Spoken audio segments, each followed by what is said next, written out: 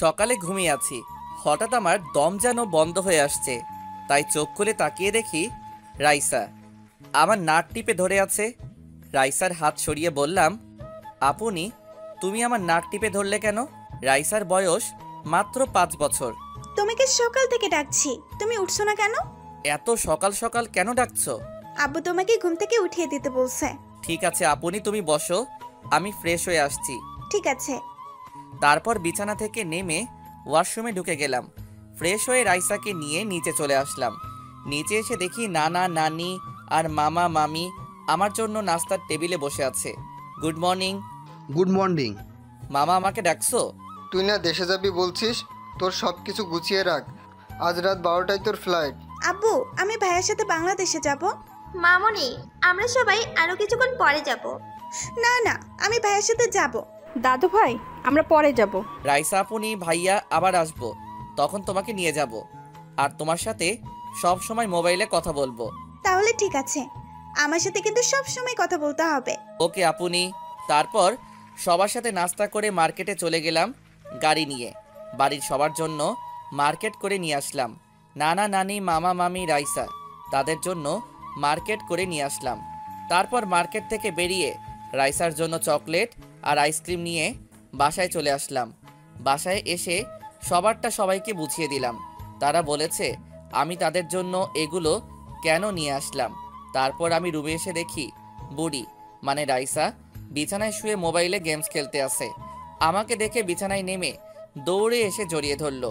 ভাইয়া, আমার chocolate ice cream কোথায়? আমি কি আমার বুড়ির এগুলো না এনে পারি? এই নাও। তুমি আমার লক্ষ্মী ভাইয়া। দেখতে দেখতে এখন আমি এয়ারপোর্ট আছি। মামা মামি নানা নানি আর রাইসা সবাই এয়ারপোর্টে এসেছে তারা আমাকে এগিয়ে দেওয়ার জন্য। আপনাদের একটা কথা বলতে ভুলে গেছি, আমি যে বাড়িতে যাচ্ছি এটা আব্বু আম্মু কেউ জানে না। আপু, দুলাভাই যদি ফোন দিয়ে জিজ্ঞেস করে তুই কোথায়, তখন কি বলবো? বলবে আমি বাহিরে কোথাও আছি, আর আমি তো সকালে বাড়িতে পৌঁছে যাব। আমার মনে হয় না আর এখন ফোন দিবে। যখন সময় পাবি এখানে চলে আসবি। তোকে ছাড়া কিছু ভালো লাগে না, তুই বাসায় থাকলে অনেক ভালো লাগে। বাংলাদেশে গিয়ে এই বুড়ো নানাকে আবার ভুলে যাস না। এই নানা ভাই, তোমার কাছে আমার বউকে রেখে যাচ্ছি। যদি আমার বউয়ের কিছু হয় তোমার খবর করে ছাড়বো। বউ মানে নানির কথা বলছি। ঠিক আছে মামি, আমি গেলাম। আমার ছোট বউয়ের খেয়াল রাখবে আর তোমার শরীরের যত্ন নিও। ঠিক আছে, তুমি তো তোমার শরীরের যন্ত্র নিয়ে যাও। বুড়ি, তোমার আম্মুর কথা সব সময় শুনবে, বেশি দুষ্টুমি করো না। ভাইয়া, তোমার সাথে ফোনে কথা। ঠিক আছে ভাইয়া।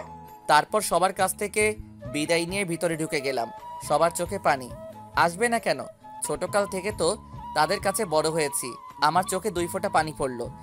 এয়ারপোর্টের ভিতরে সব কাজ শেষ করে বিমানে গিয়ে বসলাম। 20 মিনিট পর বিমান বাংলাদেশের উদ্দেশ্যে উড়ে গেল। তাহলে এবার চলুন পরিচয়টা দিয়ে দেই। এতক্ষণ তো বক বক করে গেছি, আমাকে সবাই চিনেন। তারপর বলি, আমি রাসেল।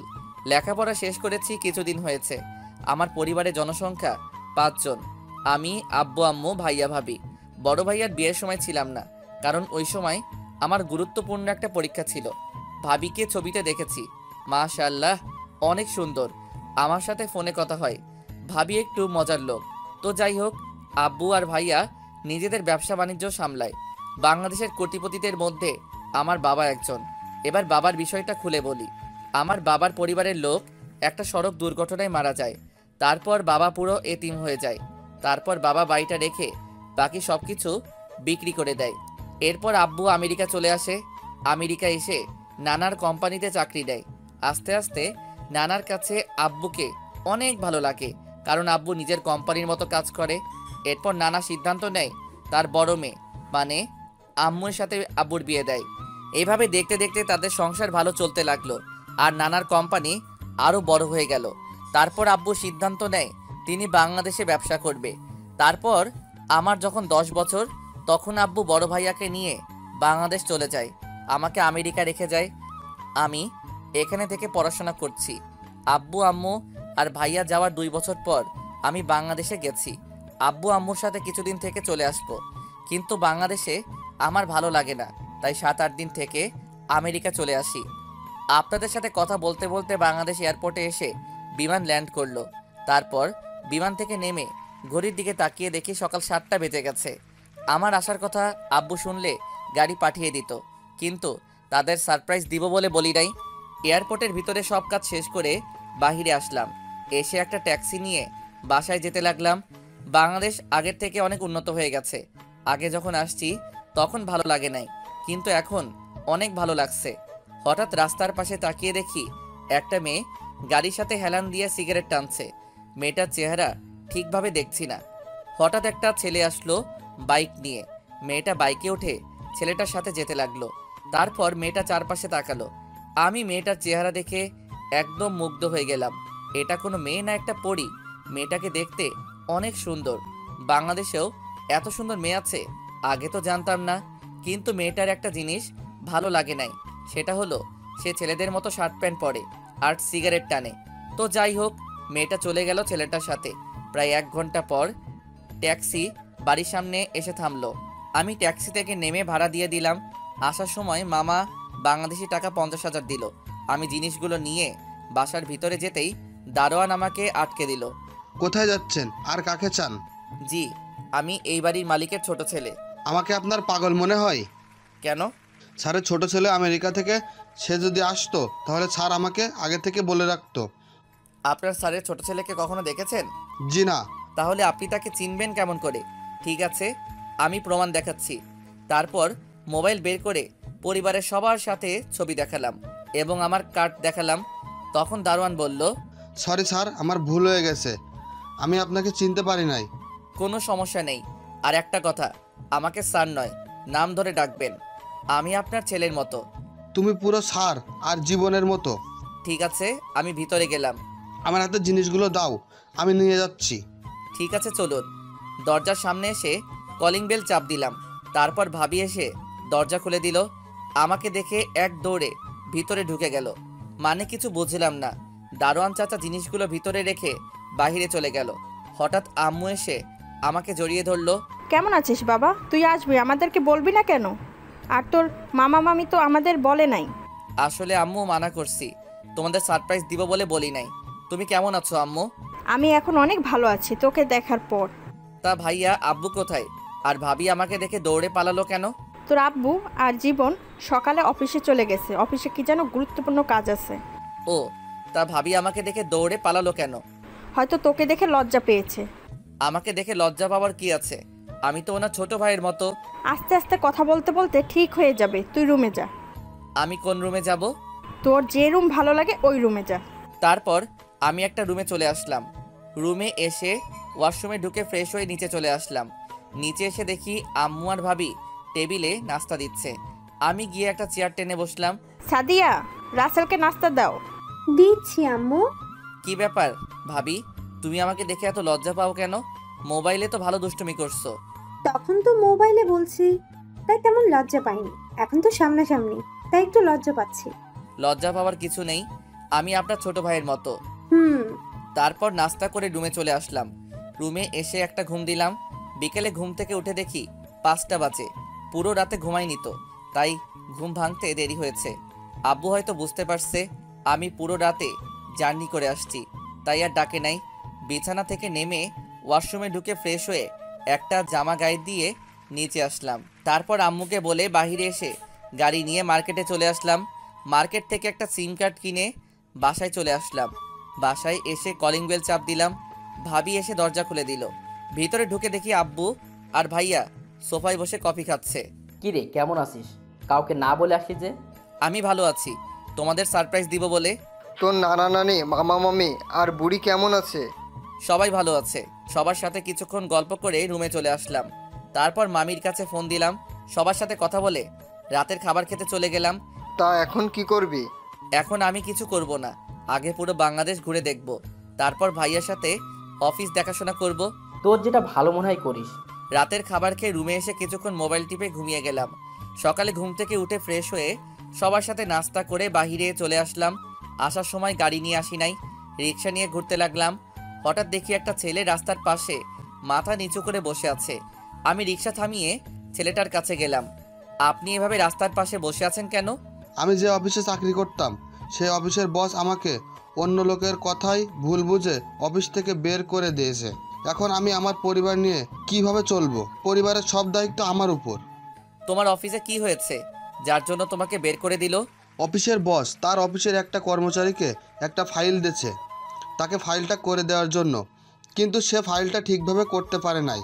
পরে সে আমার নাম বলেছে যে আমি নাকি তার ফাইলটি রেডি করে দিচ্ছি। পরে বস আমাকে ডেকে নিয়ে নানা ধরনের কথা শুনিয়ে অফিস থেকে বের করে দিল। তোমার নাম কি আর তোমার পরিবারে কে আছে? আমার নাম আকাশ। পরিবারে 2 বোন 2 ভাই। বোন আর ভাই আমার ছোট। এক বোন ইন্টার প্রথম বর্ষে পড়ে, আর এক বোন ক্লাস 9-এ পড়ে, আর ছোট ভাই মাদ্রাসায় পড়ে। ঠিক আছে, আমি তোমাকে চাকরি দিব, তোমার কোনো টেনশন নেই। তুমি রহমান কোম্পানির নাম শুনেছো? জি শুনেছি, আর কোম্পানিটা তো অনেক বড়। আমার মতো ছেলেকে ওই কোম্পানিতে চাকরি দিবে। তুমি জানো ওই কোম্পানির মালিকের ছোট ছেলে আমি, রাসেল চৌধুরী। তুমি অফিসে যাওয়ার পর দারোয়ান কিছু বললে আমার এই কার্ডটা দেখাবে, তাহলে আর কিছু বলবে না। আপনাকে কি বলে ধন্যবাদ দিব? আপনি আমার অনেক বড় উপকার করলেন। আপনি না তুমি। আর অফিসে নিজের মতো কাজ করবে, আর বেতনের কথা আমি ফোনে বলে দিব। ওটা নিয়ে তোমার চিন্তা করতে হবে না, তোমার কাগজপত্র সব নিয়ে যাবে। আকাশ চলে গেল। আমি আর দাঁড়িয়ে না থেকে রিক্সা নিয়ে একটা পার্কের সামনে চলে গেলাম, আর রিক্সা চালক চাচাকে 2000 টাকা দিলাম। বাবা, আমাকে এত টাকা দাও কেন? আমার তো ভাড়া মাত্র 50 টাকা। চাচা, আমি আপনাকে খুশি হয়ে দিয়েছি। কিন্তু বাবা, চাচা মনে করেন আপনার ছেলে টাকাটা দিছে। তোমার মতো ছেলে হয় না। দোয়া করি আল্লাহ যেন তোমার মতো ছেলে সবার ঘরে দেয়। চাচা, আপনার পরিবারে কে কে আছে? আমার পরিবারে আমি, তোমার চাচি, আর একটা মেয়ে আছে। সে এবার ক্লাস 10-এ পড়ে। ও, তো চাচা এই কার্ডটা রাখেন। যদি কখনো কোনো সমস্যা হয় এই নাম্বারে একটা ফোন দিবেন, আমি সব সময় আপনার পাশে আছি। ঠিক আছে বাবা। তারপর চাচা চলে গেল। আমি পার্কের ভিতরে ঢুকে গেলাম। ভিতরে ঢুকে দেখি সব জোড়া জোড়ায় বসে আছে। হঠাৎ একটা জায়গায় চোখ পড়তে আমি পুরো অবাক হয়ে গেলাম। ভালোবাসা শব্দটা হয় না কখনো পুরনো, হয় না কখনো মলিন, হয় না ধূসর কিংবা বর্ণহীন, যা শুধু রংধনুর রঙে রঙিন, হোক না সেটা এপার কিংবা ওপারের। তারপরেও ভালোবাসা তো শুধুই ভালোবাসা। শুধু কাছে পাওয়ার জন্য ভালোবাসা নয়, শুধু ভালো লাগার জন্য ভালোবাসা নয়। নিজের সুখ বিসর্জন দিয়ে ভালোবাসার মানুষকে সুখী রাখার নামই ভালোবাসা। তারপর চাচা চলে গেল। আমি পার্কের ভিতরে ঢুকে গেলাম। ভিতরে ঢুকে দেখি সব জোড়ায় জোড়ায় বসে আছে। হঠাৎ একটা জায়গায় চোখ পড়তে আমি পুরো অবাক হয়ে গেলাম। দেখি গতকালে সেই মেয়েটা বাইকের উপর বসে আছে, আর কিছু ছেলে একটা ছেলেকে মারতে আসে। তখন আমি একটা লোককে জিজ্ঞেস করলাম, ভাই ওরা ছেলেটাকে এভাবে মারছে কেন? ওই যে বাইকের উপর বসে আছে, সে হচ্ছে এই এলাকার এমপির মেয়ে মারিয়া। ছেলেটা পানি খাওয়ার সময় মারিয়ার গায়ে পানি পড়েছে, তারপর ওর লোকেরা তাকে মারতে লাগলো। ছেলেটা হয়তো ইচ্ছে করে পালাই নাই। আমি দেখছি মারিয়া মেয়েটা ইচ্ছা করে ছেলেটার সাথে ধাক্কা খেয়েছে। মেয়েটা অনেক খারাপ, গরিবকে মানুষ মনে করে না, তার বাবার পাওয়ারে চলে। এমপি সাহেব কিছু বলে না। ঠিক আছে, আমি দেখছি। ওখানে গেলে আপনাকে মারবে, ওখানে যাবেন না। আপনি শুধু দাঁড়িয়ে দাঁড়িয়ে দেখুন। আমি সোজা গিয়ে মারিয়ার গালে 2টা থাপ্পড় মেরে দিলাম। পার্কের সবাই অবাক চোখে তাকিয়ে আছে, হয়তো ভাবছে আমি কে আর আমার কত বড় সাহস আমি এমপির মেয়ের গালে থাপ্পড় মেরেছি। কুত্তার বাচ্চা, তো সাহস কি করে হয় এমপির মেয়ের গায়ে হাত তোলার? চুপ, আর একটা কথা বলবি না। তুই নিজেকে কি মনে করিস? বাবার ক্ষমতা দেখিয়ে যা ইচ্ছা তাই করে যাবি? আগে এটা মনে রাখবি, এই মানুষদের জন্য তোর বাবা এমপি হয়েছে, সো তাদের সম্মান দিতে শিখবি। তুই কে রে? আমি তোর কথা মতো চলবো? ওই তোরা দাঁড়িয়ে আছিস কেন? ওকে বুঝিয়ে দে আমার গায়ে হাত তোলার পরিণাম কত ভয়ঙ্কর। মারিয়ার কথায় সবগুলো আমাকে মারতে আসলো। আমি সবগুলোকে মারতে লাগলাম।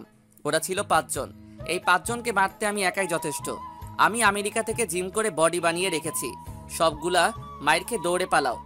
আমি মারিয়ার কাছে গিয়ে বসলাম। তোকে আর যদি কখনো দেখি মানুষকে অন্যায়ভাবে তাদের গায়ে হাত তুলতে, তখন আমার থেকে কেউ খারাপ হবে না বলে পার্ক থেকে বেরিয়ে চলে আসলাম বাসায়। কলিং বেল চাপ দিলাম। ভাবি এসে দরজা খুলে দিল। এতক্ষণ কোথায় ছিলে তুমি? একটু বাইরে ঘুরতে গেছি ভাবি। আমাকে নিয়ে গেলে না কেন? তুমি তো আমার সাথে লজ্জায় কথা বলতে পারো না, আর তুমি কি আমাকে বলছো? আমি বলি নাই, তুমি জিজ্ঞেস করছো। সারাদিন বাসায় থাকি, কোথাও ঘুরতে যেতে পারি না? তোমার ভাই সারাদিন অফিসে থাকে। তুমি বলো, একা একা বাসায় ভালো লাগে? একা কোথায়? আম্মু তো বাসায় আছে। আম্মুর সাথে তো গল্প করি। আমি কি বাইরে ঘুরতে যেতে পারি না? ঠিক আছে ভাবি, বিকালে রেডি হয়ে থেকো, তোমাকে নিয়ে ঘুরতে যাব। তুমি আমার লক্ষ্মী দেবর। ঠিক আছে, আমি এখন রুমে গেলাম। তুমি ফ্রেশ হয়ে আসো, আমি খাবার দিচ্ছি। আমি রুমে এসে ওয়াশরুমে ঢুকে গোসল করে একটা জামা গায়ে দিয়ে নিচে চলে আসলাম। টেবিলের সামনে এসে দেখি ভাবি সব খাবার সাজিয়ে রেখেছে। আমি একটা চেয়ার টেনে বসলাম। আম্মু কোথায় ভাবি? খাবার খাবে না? তুমি বসো, আমি আম্মুকে ডেকে আনছি। ভাবি আম্মুকে ডেকে নিয়ে আসলো। আমার পাশে একটা চেয়ার টেনে বসালাম। আপনাদের একটা কথা বলে রাখি, আমার মায়ের পুরো পরিবার আমেরিকার নাগরিক। আব্বু সবাইকে বাংলা ভাষা শিখিয়েছে। ভাবি আমাকে আর আম্মুকে খাবার বেড়ে দিল।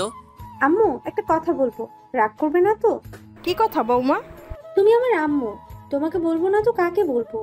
ঠিক আছে রাসেল, তুই সাদিয়াকে আজকে একটু বাইরে নিয়ে ঘুরে আসিস। সেটা তোমাকে বলতে হবে না, ভাবি আমাকে বাসায় আসার পর বলেছে। ও, তারপর খাওয়া দাওয়া করে রুমে চলে আসলাম। রুমে এসে বিছানায় শুয়ে মোবাইল নিয়ে ভাইয়াকে ফোন দিলাম। বল।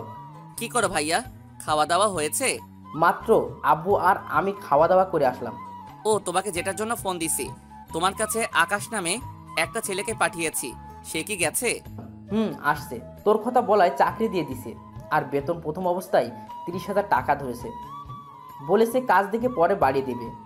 অনেক ধন্যবাদ ভাইয়া। আর একটা কথা, তাদের একটা ফ্ল্যাট দিয়ে দিও, আর আসা যাওয়ার জন্য অফিস থেকে একটা গাড়ি দিও। ঠিক আছে, আগে তার কিছুদিন কাজ দেখি, তার দিব। ওকে। আর তুমি কি আজকে একটু তাড়াতাড়ি বাসায় আসতে পারবে? কেন?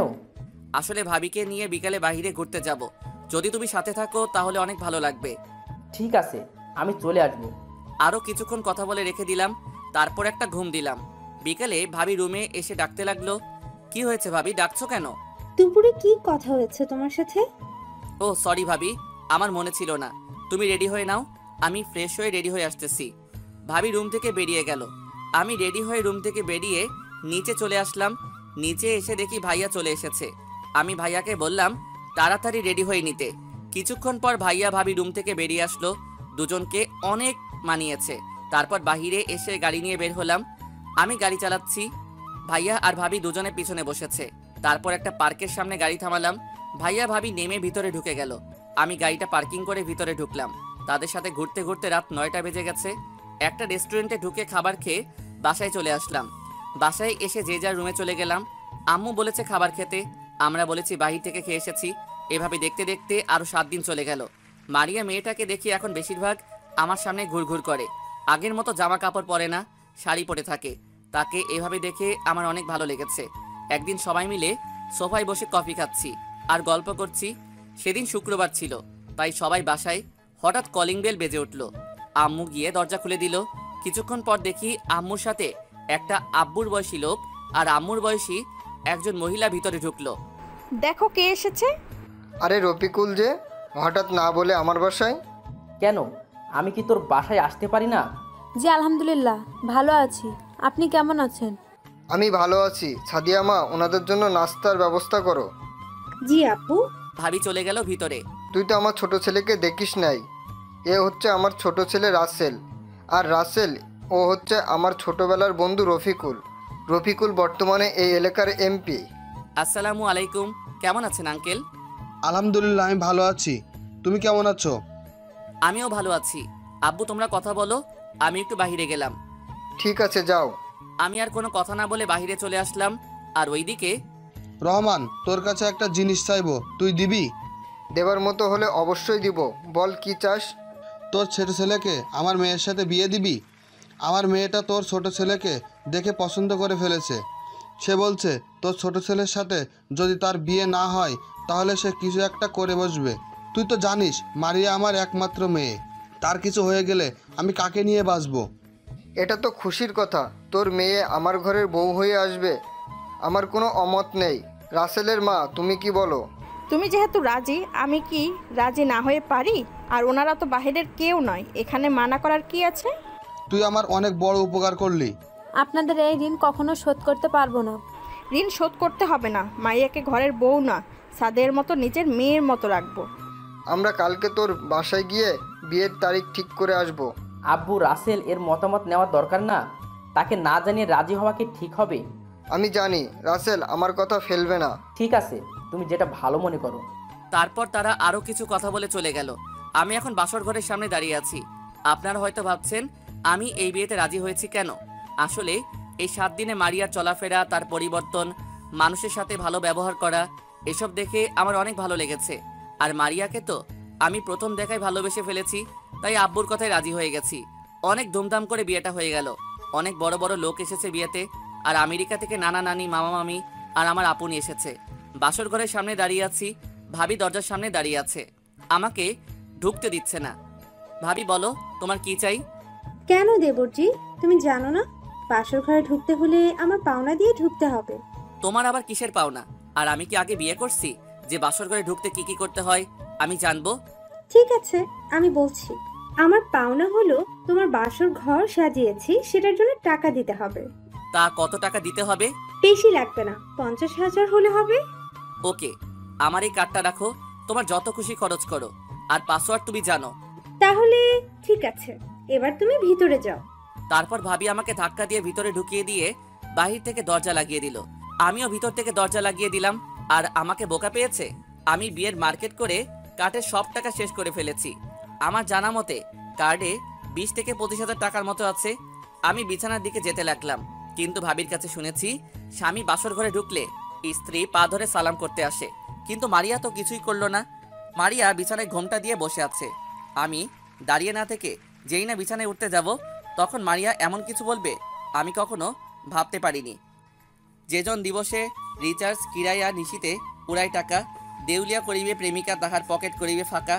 হাই রে দুনিয়া, যে ভালোবাসা বোঝে না তাকে ভালোবাসা শিখাতে যাবেন না, কারণ সে ভালোবাসা শিখবে আপনার কাছে, কিন্তু ভালোবাসবে অন্যজনকে, আর কষ্ট পাবেন আপনি। খবরদার তুই আমার কাছে আসবি না। এই তুমি এটা কি বলছো? আমি তোমার স্বামী, আমি আসবো না তো কে আসবে? স্বামী? তুই ভাবলি কি করে আমি তোকে স্বামী হিসেবে মেনে নেব? আমি তোর উপর প্রতিশোধ নিতে বিয়ে করেছি। প্রতিশোধ মানে? আমার দোষটা কি? তুই ভুলে গেলি কিছুদিন আগে পার্কে সবার সামনে তুই আমার গায়ে হাত তুলছিস? তোর মনে নেই? আজ পর্যন্ত আমার বাবা মা আমার গায়ে হাত তুলে নাই। তোমার গায়ে হাত কেন তুলছি সেটা তুমি ভালো করে জানো। তুমি অন্যায়ভাবে একটা ছেলেকে মারছো, তাই বাধ্য হয়ে তোমার গায়ে হাত তুলছি। তুই এটাই তো বড় ভুল করছিস। আমি যা খুশি করব, তুই আমার গায়ে হাত তুলছিস কেন? এখন শুধু দেখবি আমি কি করি। তুই এখন ওই মারিয়াকে চিনতে পারোসনি। তাহলে আমাকে বিয়ে করলে কেন? আমি তো তোমাকে বিয়ে করতে চাইনি। তুমি নিজেই তো আমাদের বাসায় তোমার বাবা মাকে পাঠিয়েছো। বিয়েটা না করলে তো তোর উপর প্রতিশোধ নিতে পারবো না, তাই তো মা বাবাকে পাঠিয়েছি। তাই বলে তুমি আমার জীবনটা এভাবে নষ্ট করে দিবে? আমি তো মনে করছি তুমি ভালো হয়ে গেছো, আগের মতো কারোর সাথে খারাপ ব্যবহার করো না, তাই বাবার কথায় রাজি হয়ে গেলাম। এটা তো তোকে দেখানোর জন্য করেছি, যাতে তুই আমার উপর দুর্বল হয়ে পড়িস আর বিয়েতে রাজি হয়ে যাস। তাহলে এখন তুমি কি করতে চাও? সেটা সময় হলে দেখতে পাবি। তুমি আমার সাথে যা করার করো, কিন্তু আমার পরিবারের সাথে কিছু করো না। তাহলে আমি তোকে যা বলবো তোকে তাই করতে হবে। বল রাজি কিনা? ঠিক আছে, আমি রাজি। তুমি যা বলবে আমি তাই করব। ঠিক আছে, এখন গিয়ে সোফায় ঘুমিয়ে পড়। আমি কখনো সোফায় ঘুমাইনি, তাহলে এখন ঘুমাবো কি করে? খাটে তো অনেক জায়গা, আমি একপাশে শুয়ে পড়ি। তুই আমাকে বোকা পাইছিস? তোকে আমার সাথে শুতে দিলে আমাকে একা পেয়ে যদি কিছু করে বসিস। আমি তোদের মতো ছেলেদের ভালো করে চিনি। কথা না বাড়িয়ে সোফায় গিয়ে ঘুমা। আমি কোনো কথা না বলে বিছানার দিকে এগিয়ে যেতে লাগলাম। আমাকে এভাবে আসতে দেখে মারিয়া পিছে যেতে লাগলো। আমি বিছানায় থেকে একটা বালিশ আর একটা কম্বল নিয়ে সোফায় শুয়ে পড়লাম। মারিয়া হয়তো ভাবছিল আমি তার সাথে কিছু করব। মারিয়া বিছানায় শুয়ে পড়লো। আমি তার সাথে অনেক কিছু করতে পারতাম, কিন্তু পরিবারের সম্মানের কথা চিন্তা করে কিছু বলি নাই। তা না হলে ওর মতো এমপির মেয়েকে বাসা থেকে বের করে দিতাম। আবার এমপি বাবার ছোটবেলার বন্ধু। সকালে হঠাৎ ঘুমটা ভেঙে গেল, কে যেন ডাকতে আসে। কথা শুনে বুঝতে পারলাম ভাবি ডাকতে আসে। আমি সোফা থেকে উঠে বালিশ আর কম্বল বিছানায় রেখে দিলাম। মারিয়ার দিকে তাকিয়ে দেখি কি সুন্দর করে ঘুমিয়ে আছে, তার মুখের উপর চুল দিয়ে ঢাকা। ইচ্ছে করছে তার মুখের উপর থেকে চুলগুলো সরিয়ে কপালে একটা চুমো দিতাম, কিন্তু মারিয়া আমাকে সে অধিকার দেয় নাই। তাকে আর না ঠেকে আমি গিয়ে দরজা খুলে দিলাম। তখন ভাবি বলল, কি দেবরজি, রাতে কি বিড়ালটা মেরেছেন? বিড়াল পাবো কোথায়? আমি তো রুমে কোনো বিড়াল দেখি নাই, তাহলে মারবো কেমন করে? আমার দেবরটা দেখে কিছুই বোঝে না। আরে বাসর কেমন করলে? অনেক ভালো ভাবি। বাসর না ছাই, পুরো রাত সোফায় শুয়েছিলাম। খাচ্চুন্নি আমাকে সোফায় শোয়ালো। মনে মনে বললাম, তা বাসর রাতে কি করেছো? ভাবি তুমিও না? বাবা, দেবরজি দেখি লজ্জা পাইছে। তা মারিয়া কি ঘুম থেকে উঠেছে? না, এখনো ঘুমিয়ে আছে। ঠিক আছে মারিয়া, তুমি ফ্রেশ হয়ে নিচে আসো, আমি টেবিলে নাস্তা দিচ্ছি। ভাবি আর কোনো কথা না বলে চলে গেল। আমি বিছানার সামনে এসে দাঁড়িয়ে মারিয়াকে ডাকতে লাগলাম, কিন্তু ওর ওঠার কোনো খবর নেই। তাই বাধ্য হয়ে তার শরীরে টাচ করলাম। হঠাৎ মারিয়া চোখ খুলে দেখে আমি তার হাতের উপর হাত দিয়ে রেখেছি। তোর সাহস কি করে হয় আমার শরীরে টাচ করার? তোর মতলব তো ভালো না। তোমাকে আমি অনেক দেখেছি, কিন্তু তোমার ওঠার কোনো খবর নেই, তাই তোমার হাত ধরে ডাকতে লাগলাম। হয়েছে, আর মিথ্যা বলতে হবে না। কেন ডেকেছিস সেটা বল। ভাবি ঠেকে গেছে দুজনকে ফ্রেশ হয়ে নিচে যেতে, নাস্তা খাওয়ার জন্য। ঠিক আছে, তুই বস, আমি ফ্রেশ হয়ে আসছি। এই বলে মারিয়া ওয়াশরুমে ঢুকে গেল। 30 মিনিট পর বেরিয়ে আসলো। আমি মারিয়াকে দেখে এক ধ্যানে তাকিয়ে আছি। ভেজা চুলে মারিয়াকে অনেক সুন্দর লাগছে। ইচ্ছে করছে তাকে জড়িয়ে ধরি, তার চুলে নাক ডুবিয়ে দেই, কিন্তু সেই অধিকার মারিয়া আমাকে দেয় নাই। হঠাৎ মারিয়া বলল, কোথায় হারিয়ে গেলি? তোকে এতক্ষণ ডাকছি, তুই শুনোস না? কেন ডেকেছো? তুই ফ্রেশ হবি না? তুমি বসো, আমি 2 মিনিটের মধ্যে ফ্রেশ হয়ে আসছি। বলে আমি ওয়াশরুমে ঢুকে ফ্রেশ হয়ে বাহিরে আসার পর মারিয়ার দিকে তাকিয়ে দেখি চোখ মুখ লাল করে আছে। যেভাবে তাকিয়ে আছে মনে হয় আমাকে গিলে খাবে। তুমি আমার দিকে এভাবে তাকিয়ে আছো কেন? তুই গোসল করিসনি কেন? আমি তো সকালে গোসল করি না। করিস না, কিন্তু এখন তোকে করতে হবে। কেন? আমাদের মধ্যে তো কিছুই হয়নি, তাহলে আমি গোসল করব কেন? তোকে বলছি না গোসল করতে? আর গতকাল রাতের কথা ভুলে গেছিস? আর আমাদের মধ্যে কিছু হয়নি, এটা শুধু আমি আর তুই জানি, কিন্তু বাসায় কেউ জানে না। তাই বলছি, কথা না বাড়িয়ে গোসল করে আয়। মারিয়া তো ঠিক কথাই বলেছে। আমি দাঁড়িয়ে না থেকে জামা কাপড় নিয়ে ওয়াশরুমে ঢুকে গোসল করে বাহিরে চলে আসলাম। ওয়াশরুম থেকে বেরিয়ে এসে দেখি মারিয়া কোনো রকম শরীরে শাড়ি পেঁচিয়ে দাঁড়িয়ে আছে। তুমি এভাবে দাঁড়িয়ে আছো কেন? শাড়ি পরো। আমি তো শাড়ি পরতে পারি না, তাই এইভাবে দাঁড়িয়ে আছি। তুই একটু ভাবিকে আমার রুমে পাঠিয়ে দে। ঠিক আছে বলে আমি নিচে চলে আসলাম। নিচে এসে দেখি আব্বু আম্মু ভাইয়া নাস্তা টেবিলে বসে আছে। আমি একটা চেয়ার টেনে বসলাম। কিরে মারিয়া, কই? তাকে সাথে করে নিয়ে আসিস নাই কেন? ও কিছুক্ষণ পর আসবে। ভাবি মারিয়া তোমাকে তার কাছে যেতে বলেছে। ঠিক আছে, যাচ্ছি, তোমরা বসো। ভাবি মারিয়ার কাছে গেল। কিছুক্ষণ পর ভাবি মারিয়াকে নিয়ে সিঁড়ি দিয়ে নিচে নামতে লাগলো। আমি তো মারিয়াকে দেখে অবাক। শাড়িতে মারিয়াকে অনেক সুন্দর লাগছে। মারিয়া নিচে এসে আমার পাশে একটা চেয়ার টেনে বসলো। রাসেল, নাস্তা করে রেডি হয়ে থাকিস। কেন আব্বু? মারিয়ার আব্বু আম্মু আসবে, তারা তোদের নিয়ে যাবে, এটা বিয়ের নিয়ম। ঠিক আছে আব্বু। আমি নাস্তা করে রুমে চলে আসলাম। রুমে এসে বিছানায় শুয়ে মোবাইল টিপতে লাগলাম। কিছুক্ষণ পর দেখি মারিয়া রুমে আসলো। তখন আমি বিছানা থেকে নেমে সোফায় গিয়ে বসলাম। মারিয়া কিছু না বলে তার মোবাইল নিয়ে বারান্দায় চলে গেল। বারান্দায় গিয়ে কার সাথে যেন হেসে হেসে কথা বলছে, মনে হয় বান্ধবীর সাথে কথা বলছে। আমি আর বসে না থেকে বাসার বাহিরে চলে আসলাম। এদিক ওদিক ঘোরাঘুরি করে দুপুরে বাসায় চলে গেলাম। কলিং বেল চাপ দেওয়ার পর আম্মু এসে দরজা খুলে দিল। কিরে, তুই কোথায় ছিলি? তোকে ফোন দিছি, তুই ফোন ধরিস নাই কেন? আসলে আম্মু মোবাইল সাইলেন্ট ছিল, তাই বলতে পারবো না। ঠিক আছে, ভিতরে আয়, তোর শ্বশুর শাশুড়ি এসেছে, তাদের সাথে কথা বলে রুমে গিয়ে ফ্রেশ হয়ে আয়। আমি শ্বশুর শাশুড়ির সাথে কিছুক্ষণ কথা বলে রুমে চলে আসি। রুমে এসে দেখি মারিয়া আয়নার সামনে বসে চুল ঠিক করতে আসে। হঠাৎ লক্ষ্য করে দেখি মারিয়ার পেটের উপর কাপড় নেই, কি ধবধবে সাদা পেট। ইচ্ছে করছে পেটের উপর হাত বুলিয়ে দিতে। ইচ্ছে থাকলে তো আর হবে না। মারিয়া তো আমার উপর প্রতিশোধ নিতে বিয়েটা করেছে, কিন্তু মারিয়ার এখনো কোনো রিয়াকশন দেখছি না। সকালে 2টো পাপ্পি দিছে। আমার সাথে তো সকাল থেকে কোনো খারাপ কিছু করে নাই, শুধু মারিয়া আমাকে তুই করে বলে, এর থেকে বেশি কিছু না। আমাকে রুমে দেখে বলল, সকাল থেকে কোথায় ছিলি? তোকে ফোন দিচ্ছি, ধরলি না কেন?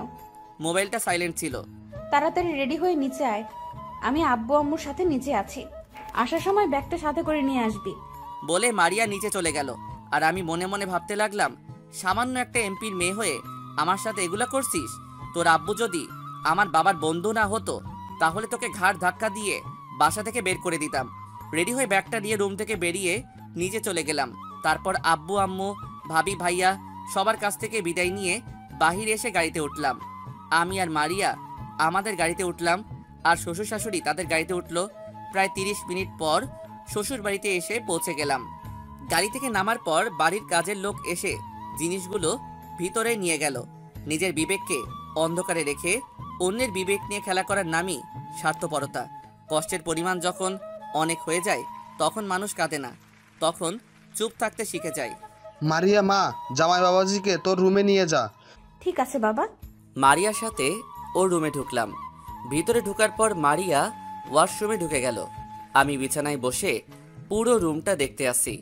হঠাৎ একটা মেয়ে রুমের ভিতরে ঢুকে বলল, দোলা ভাই কেমন আছেন? আলহামদুলিল্লাহ ভালো আছি, আপনি কেমন আছেন? আর আপনাকে তো চিনতে পারলাম না। আমি হচ্ছি মারিয়া, আপুর মামাতো বোন মিমি। ও, তা তোমার বাড়ির সবাই কেমন আছে? তুমি এবার কিসে পড়ো? বাড়ির সবাই ভালো আছে। আমি বর্তমানে অনার্স ফাইনাল ইয়ারে পড়ি। আপনাদের বিয়েতে আসতে পারি নাই। আম্মু মাথা ঘুরে পড়ে গেছে। আম্মুকে হাসপাতালে নিয়ে গিয়েছি। সকালে হাসপাতাল থেকে আম্মুকে বাসায় রেখে তারপর আসছি। তা তোমার আম্মু এখন কেমন আছে? আম্মু এখন অনেকটা সুস্থ আছে। কি রে মিমি, তুই কোন সময় আসলি? এই তো আপু, কিছুক্ষণ আগে এসেছি। আপু, দুলাভাই কিন্তু অনেক সুন্দর, তোর সাথে ভালো মানিয়েছে। আমি কি তোকে জিজ্ঞেস করেছি? না। তাহলে কেন বলছিস? তুই আব্বু আম্মুর কাছে যা, আমি আসতেছি। মিমি আর কোনো কথা না বলে মাথা নিচু করে চলে গেল। হয়তো মারিয়ার কথায় কষ্ট পেয়েছে। মারিয়া আমার সামনে এসে বলল, ওর সাথে এত কিসের কথা? মেয়ে দেখলে কথা বলতে ইচ্ছে করে? ও তো নিজে থেকে এসে কথা বলছে, আর ও তোমার মামাতো বোন, আমার সাথে কথা বলতেই পারে। তুমি ওর সাথে এইভাবে কথা বলাটা ঠিক উচিত হয়নি। কার সাথে কিভাবে কথা বলবো সেটা আমার ব্যাপার। তুই যা, ফ্রেশ হয়ে নিচে আয়, আমি নিচে গেলাম। বলে মারিয়া রুম থেকে বেরিয়ে গেল। আমি মারিয়ার কথা ভাবতে লাগলাম, ও কি প্রতিশোধ নিতে বিয়েটা করেছে? যদি তাই করতো তাহলে তো এখনো কিছুই করলো না আমার। যাই হোক, পরে এসব নিয়ে ভাবা যাবে। বসে না থেকে ওয়াশরুমে ঢুকে ফ্রেশ হয়ে নিচে চলে গেলাম। নিচে এসে দেখি শ্বশুর শাশুড়ি সোফায় বসে কফি খাচ্ছে। আমাকে দেখে বলল, জামাই বাবা আসো, বসো। আমি গিয়ে শ্বশুরের পাশে বসে পড়লাম। মারিয়াকে দেখতেছি না, হয়তো মিমির কাছে আছে। রহিমা, রাসেলকে একটা কফি দিয়ে যাও। কিছুক্ষণ পর বুয়া এসে কফি দিয়ে গেল। শ্বশুর শাশুড়ির সাথে বসে গল্প করছি আর কফি খাচ্ছি। হঠাৎ মিমি আর মারিয়া রুম থেকে বেরিয়ে এলো। তাদের দেখে মনে হচ্ছে অনেক খুশি, কিন্তু কিছুক্ষণ আগে মারিয়া মিমির সাথে কিভাবে কথা বলছে, আর এখন দেখি দুজনে অনেক খুশি। তো যাই হোক, রাতের খাবার খেয়ে রুমে আসলাম। রুমে এসে বিছানায় বসে মোবাইল টিপতে লাগলাম। মারিয়া রুমে এসে দেখে আমি মোবাইল টিপতে আসি। তুই এখনো ঘুমাস নাই? আমি কোথায় ঘুমাবো? তোমার রুমে তো সোফা নেই। তুই বিছানায় ঘুমাতে পারিস, কিন্তু মাঝখানে কোল বালিশ থাকবে। যদি রাতে আমার সাথে কিছু করিস তাহলে খবর আছে। আমি তো যা খুশি তাই করতে পারি, কারণ আমি তোমার স্বামী। আমি তোকে স্বামী হিসেবে মানি না। তাহলে আমাকে বিয়ে করছো কেন? কেন আমার জীবনটা নষ্ট করে দিছো? আমি প্রতিশোধ নিতে তোকে বিয়ে করেছি। তাহলে তুমি তো এখনো আমার কিছুই করো নাই। সেটা সময় হলে দেখতে পাবি। এখন কথা না বলে ঘুমা। আমি আর কোনো কথা না বাড়িয়ে ঘুমিয়ে পড়লাম। 2 দিন শ্বশুর বাড়ি থেকে বাসায় চলে আসলাম। রাতে খাবার টেবিলে, আব্বু আমি অফিসে বসতে চাই। মাত্রই তো কিছুদিন হয়েছে বিয়ে করেছিস। আগে দূরে গিয়ে কিছুদিন ঘোরাঘুরি করে আয়, তারপর অফিসে বসবি। তুমি ঠিকই বলেছো, তোরা বাইরে কোথাও গিয়ে ঘুরে আয়। কোথায় ঘুরতে যাব? মামাদের ওখানে চলে যাও, তাদের সাথে কিছুদিন থেকে চলে এসো।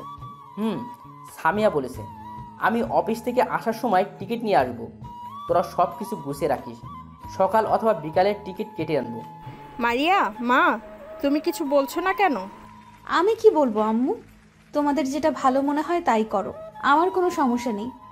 তারপর সবাই খাওয়া দাওয়া করে যার যার রুমে চলে গেল। আমি রুমে এসে বিছানায় শুয়ে পড়লাম। কিছুক্ষণ মারিয়া রুমে ঢুকে দরজা বন্ধ করে আমার পাশে এসে শুয়ে পড়ল। তুই এখন অফিসে বসার কথা বললি কেন? বসে থেকে কি করব? তাই বলছি অফিস দেখাশোনা করব, তাহলে আব্বুকে রেস্ট দিতাম। মাত্র বিয়ে হয়েছে, কিছুদিন হয়েছে, এর মধ্যে তুই অফিস দেখাশোনা করবি? আমি যেদিন বলবো সেদিন তুই অফিসে বসবি। আমি তোমার কথা শুনবো কেন? তুমি আমার কে? আমি তোর বয়। কি হলো বলো? আমি যা বলবো তাই করবি। যদি আমার কথা না শুনিস তাহলে বাসর ঘরের কথা মনে আছে? আমি বাসর ঘরের কথা মনে পড়তেই আর কিছু বললাম না। ইচ্ছে করছে খাচ্চুনির মাথা ফাটিয়ে দেই। কেন যে ওর গায়ে হাত দিতে গেলাম। পরের দিন বিকালে সবার সাথে কথা বলে দুজনে এয়ারপোর্টের উদ্দেশ্যে বেরিয়ে পড়লাম। রাত 8টায় আমাদের ফ্লাইট। আসার সময় ড্রাইভারকে সাথে করে নিয়ে আসলাম। সব কিছু শেষ করে দুজনে গিয়ে বিমানে বসলাম। দুজনের সিট একসাথে পড়ছে। পরের দিন সকাল 7টায় বাসায় পৌঁছে গেলাম। বিমানে তেমন কোনো কথা হয়নি। মামা আমাদের জন্য এয়ারপোর্টে গাড়ি পাঠিয়ে দিছে। বাসায় এসে কলিং বেল চাপ দিলাম। মামি এসে দরজা খুলে দিল। কি রে, কেমন আছিস? আসার সময় কোনো সমস্যা হয়নি তো? আলহামদুলিল্লাহ ভালো আছি। তুমি কেমন আছো? আর আসার সময় কোনো সমস্যা হয়নি? মারিয়া, তুমি কেমন আছো? জি মামি, ভালো আছি। তুমি কেমন আছো? আমিও ভালো আছি। বাহিরে দাঁড় করিয়ে রাখবে নাকি ভিতরে ঢুকতে দিবে? ওহ সরি, আয় ভিতরে আয়। দুজনে ভিতরে গেলাম। ভিতরে ঢুকে দেখি নানা, নানি, মামা আর আপুটা নাস্তার টেবিলে বসে আছে। মারিয়া নানা নানিকে সালাম করলো। থাক মা, বেঁচে থাকো, যাও রুমে গিয়ে ফ্রেশ হয়ে আসো, সবাই একসাথে নাস্তা করব। দুজনে রুমে চলে আসলাম। আমি আগে যে রুমে থাকতাম সেই রুমে আসলাম। মারিয়া রুমে এসে ওয়াশরুমে চলে গেল। মারিয়া বের হয়ে আসার পর আমি গেলাম। তারপর দুজনে একসাথে নিচে গেলাম। তা কয়দিনের জন্য আসা হলো নানু ভাই? দেখি কয়দিন থাকা যায়। বাংলাদেশে গিয়ে অফিসে বসতে হবে, আব্বুকে রেস্ট দিব। ঠিকই বলছি, দুলাভাইয়ের বয়স হয়েছে, তার এখন রেস্ট নেওয়ার দরকার। কথা বলতে বলতে নাস্তা করে রুমে চলে আসলাম। কিছুক্ষণ পর মারিয়া রাইসাকে নিয়ে রুমে আসলো। চলো বাহির থেকে ঘুরে আসি। ভাবি, তুমি ভাইয়ের সাথে এইভাবে কথা বলছো কেন? কিভাবে কথা বললাম আপু? এই যে তুই করে বলছো, ভাইয়া তোমার স্বামী না, তুমি করে বলবে। সরি আপু। তাহলে এখন তুমি করে বলো। ঠিক আছে বলছি, চলো বাহির থেকে ঘুরে আসি। এবার হয়েছে, সব সময় ভাইয়াকে তুমি করে বলবে। আমি মনে মনে রাইসাকে বললাম, এই না হলো আমার আপু, আমার মনের কথা বলেছে। ঠিক আছে, তুমি রেডি হয়ে নাও। আর রাইসা আপু, তুমিও রেডি হয়ে নাও। ঠিক আছে ভাইয়া। শুন, শুধু রাইসার কথা রাখতে তুমি করে বলছি, তা না হলে আমি কখনো তুমি করে বলতাম না। আমি কিছু না বলে রেডি হয়ে মারিয়া রাইসাকে নিয়ে বাসা থেকে বেরিয়ে গাড়ি নিয়ে প্রথমে আমি যে কলেজে পড়াশোনা করেছি সেখানে গেলাম। তারপর আরও অনেক জায়গায় ঘুরে বাসায় চলে আসলাম। এইভাবে দেখতে দেখতে 10 দিন হয়ে গেছে। মামা মামি নানা নানি সবার থেকে বিদায় নিয়ে এয়ারপোর্টে চলে আসলাম। রাইসা অনেক কান্নাকাটি করছে, তাকে বুঝিয়ে চলে আসলাম। রাত 12টায় বাংলাদেশ এসে পৌঁছে গেলাম। বাসায় আসতে আসতে 1টা বেজে গেছে। কলিং বেল চাপ দেওয়ার পর কাজের বুয়া অর্থাৎ খালা এসে দরজা খুলে দিল। তারপর দুজনে রুমে চলে গেলাম। আপনাদের একটা কথা বলি, এই 10 দিনে মারিয়া আমাকে সবসময় তুমি করে বলছে। আমার সাথে খারাপ ব্যবহার করে নাই, কিন্তু ও তো বলছিল প্রতিশোধ নেওয়ার জন্য বিয়ে করেছে। ও তো আমার কিছুই করছে না। রাতে আসার সময় রেস্টুরেন্ট থেকে খাবার খেয়ে এসেছি, তাই আর কাউকে ডাকি নাই। 2 দিন পর আজ অফিসে আসলাম। আব্বু সবার সাথে আমাকে পরিচয় করিয়ে দিছে। আমি সবার সাথে পরিচয় হয়ে কেবিনে চলে আসলাম। আব্বু আমাকে সব কিছু বুঝিয়ে দিয়ে বাসায় চলে গেছে। বসে বসে কিছু ফাইল দেখতে লাগলাম। হঠাৎ একটা মেয়ে এসে বলল, আসতে পারি স্যার? আসুন। সরি স্যার, আসতে একটু লেট হয়ে গেছে। আব্বুর জন্য ওষুধ কিনতে গিয়েছিলাম, ওষুধ বাসায় দিয়ে অফিসে আসলাম। প্রথম কথা হলো, আমি তো আপনাকে বলি নাই আপনার লেট হয়েছে কেন। আর দ্বিতীয় কথা হলো, আপনি কে? স্যার, আমার নাম রিয়া, আমি আপনার বিয়ে। আগে আপনার বাবার বিয়ে ছিলাম। গতকাল আপনার বাবা বলেছে অফিসে তাড়াতাড়ি আসার জন্য। আপনি নাকি এখন থেকে অফিসে দেখাশোনা করবেন। ঠিক আছে, এখন আপনি আমাকে পুরো অফিসটা ঘুরিয়ে দেখান। ঠিক আছে স্যার, চলুন। রিয়া আমাকে পুরো অফিসটা ঘুরিয়ে দেখানোর পর কেবিনে চলে আসলাম দুজনে। এবার বলো, তোমার বাবার কি হয়েছে? আসলে বাবার মাথায় একটা টিউমার ধরা পড়েছে। ডাক্তার বলেছে অপারেশন করতে অনেক টাকা লাগবে, কিন্তু অত টাকা তো আমার কাছে নেই। তোমার আম্মু নেই? আছে, আম্মু সারা দিন আব্বুর সেবা যত্ন করে। তুমি কোনো চিন্তা করো না, তোমার বাবার চিকিৎসা আমি করাবো। তারপর রিয়া যেটা করলো আমি তো পুরো অবাক হয়ে গেলাম। রিয়ার সাথে সাথে আমাকে জড়িয়ে ধরে কান্না করে বলল, কি বলে যে আপনাকে ধন্যবাদ দেব তা আমার জানা নেই। আপনি আপনার বাবার মতো, আপনার বাবা অনেক ভালো। একটা কথা কি, আমি সব বড়লোকের ছেলের মতো নই। টাকা থাকলে অহংকার দেখাবো তেমন ছেলে আমি না। আমরা আজ এত ওপরে কিভাবে আসলাম, সব কিছু তোমাদের পরিশ্রমের কারণে। আপনি অনেক ভালো স্যার, আমার এই পরিস্থিতিতে আপনি আমার পাশে দাঁড়িয়েছেন। এখন থেকে আমাকে স্যার নয়, ভাইয়া বলে ডাকবে। ঠিক আছে ভাইয়া। ঠিক আছে, এখন তোমার কেবিনে যাও। আমি অফিসের কাজ শেষ করে তোমাকে সাথে নিয়ে তোমাদের বাসায় যাব। ওকে ভাইয়া। রিয়া কেবিন থেকে বেরিয়ে যাওয়ার পর আমি একটা ফাইল দেখতে লাগলাম। হঠাৎ মোবাইল ফোনটা বেজে উঠলো। তাকিয়ে দেখি মারিয়া ফোন দিচ্ছে। বলো। তুই এখন কোথায়? তুমি জানো না আমি কোথায়? অফিসে বসে কাজ করতে আসি। তুই এখনই বাসায় আয়। কেন, কি হয়েছে? সেটা আসলে দেখতে পাবি। ঠিক আছে, আমি আসছি বলে ফোনটা কেটে কেবিন থেকে বেরিয়ে ম্যানেজারকে বলে অফিস থেকে বাইরে এসে গাড়ি নিয়ে বাসায় চলে আসলাম। কলিং বেল চাপ দেওয়ার পর বুয়া এসে খুলে দিল। ভিতরে ঢুকে দেখি আব্বু আম্মু ভাবি সোফায় বসে আছে। আব্বু আমাকে দেখে সোফা থেকে উঠে এসে ঠাস করে 2টা থাপ্পড় মেরে দিল। আমি তো কিছুই বুঝতে পারলাম না। তখন আমি বললাম, আব্বু তুমি আমাকে মারলে কেন? তুই প্রথম দিন অফিসে গিয়ে কি করেছিস? তোকে খুব ভালো মনে করেছি, কিন্তু তুই আমার ভাবতেও অবাক লাগে তুই এমন কিছু করবি। আমি কি করেছি সেটা তো বলবে। এখন কিছুই বুঝছিস না? তোর লজ্জা করে না বাসায় বউ রেখে অন্য মেয়েকে জড়িয়ে ধরতে? আমি কাকে জড়িয়ে ধরলাম? দেখছেন আব্বু এখন কিছুই বুঝে না। তাহলে এগুলো কি? মোবাইলে কিছু ছবি দেখে আমি পুরো অবাক হয়ে গেলাম। রিয়া যে আমাকে জড়িয়ে ধরেছে তার কিছু ছবি কে যেন তুলে মারিয়াকে পাঠিয়েছে। আব্বু আম্মু, আমি রিয়াকে জড়িয়ে ধরি নাই, রিয়া নিজে আমাকে জড়িয়ে ধরেছে। তোর লজ্জা করে না অফিসের পিএকে ভুলিয়ে ভালিয়ে তার সাথে অসভ্যতামি করতে? আবার এখন আমার কাছে মিথ্যা বলছিস? আব্বু বিশ্বাস করো, আমি আর তোর কোনো কথা শুনতে চাই না। তুই এক্ষুনি আমার বাসা থেকে বের হয়ে যা। তুমি কি পাগল হয়ে গেলে? ও না হয় একটা ভুল করে ফেলেছে, সেজন্য তুমি তাকে বাসা থেকে বের করে দিবে? আব্বু আম্মু ঠিক কথা বলেছে, এবারের মতো ওকে মাফ করে দেন। রাসেল এরকম কাজ আর করবে না। মারিয়া মা, তুমি কি বলো? আম্মু, ভাবি যখন বলছে তাহলে এবারের মতো মাফ করে দেন। ও যদি বাসা থেকে বেরিয়ে যায় তাহলে আমার কি হবে? শত হলেও সে আমার স্বামী। কিছু শিখো, এমন মেয়ে পাওয়া ভাগ্যের ব্যাপার। আজকে ওর জন্য মাফ করে দিলাম, পরের বার যদি কিছু শুনি তাহলে তোর জন্য এ বাড়ির দরজা বন্ধ হয়ে যাবে। ঠিক আছে রাসেল, তুমি রুমে যাও। আর বলতে না দিয়ে আমি কোনো কথা না বলে রুমে চলে আসলাম। আমার পিছনে পিছনে মারিয়া আসলো। রুমে এসে মুচকি হেসে বলল, কেমন দিলাম মিস্টার রাসেল? তার মানে এসব তুমি করেছো? তোদের অফিসে আমার এক ফ্রেন্ড চাকরি করে, তাকে বলছি তুই অফিসে কি করস সব খবর আমাকে দেওয়ার জন্য। তুই সকালে ওই মেয়েকে জড়িয়ে ধরছিস, সেটা আমার বন্ধু ছবি তুলেছে। কে তোমার বন্ধু? আমাকে কি বোকা মনে করছিস? তার নাম বলে দিলে তুই তাকে অফিস থেকে বের করে দিবি। তাহলে তুই অফিসে কি করিস আমাকে এসবের খবর কে দিবে? আমি যা খুশি করি, তোমার সমস্যা কোথায়? তুমি তো আমাকে স্বামী হিসেবে মানো না।